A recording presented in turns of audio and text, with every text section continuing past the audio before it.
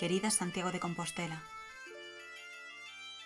Amor, fai moitísimo que non te vexo, e dixérome que estás máis fermosa que nunca, que a lozanía te senta ben, que xa pareces un ser adulto feito dereito. Dixérome tantas cousas que tiña que velo, e por eso mesmo debo admitirte un segredo. En realidade vinte esta mañá, camiñei ao teu carón sen que te deses conta, e fixeime que as túas estradas en a percorrer lugares inesperados, que nas túas prazas aínda xogas espírito atemporal, unindo o presente e o pasado. Namoráchesme de novo, e deixeime levar por ese ritmo tranquilo co que sempre me agasallas.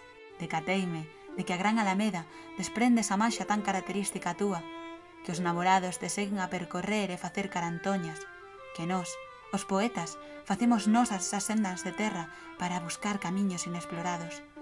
Tamén visitei a túa catedral, que agora máis limpa que nunca, loce cos primeiros rayos de sol cunha enerxía propia.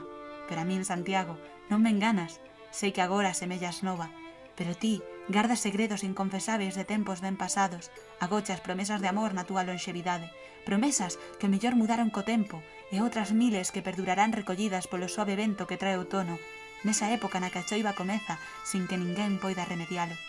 Deambulei polos camiños achegados ao meu fogar, e así estiven toda a noite, acompañada por Osarera, co que debatín será necesaria tanta soidade nun mundo tan cheo de vida. Volvín a perderme pola zona bella, e deixei que esas estrelas que guían os peregrinos errantes me mostrasen unha nova forma de ver o mundo. Cheguei a descifrar os sons desas noites de verán, cando os bares están cheos e a risa da xente é a constante melodía que inunda as túas rúas. E sí, isto é unha declaración de amor, porque neses días nos que a morriña enche o corazón e a vida non deixa respirar, atopo en ti máis cunha simple cidade, atopo en ti un fogar.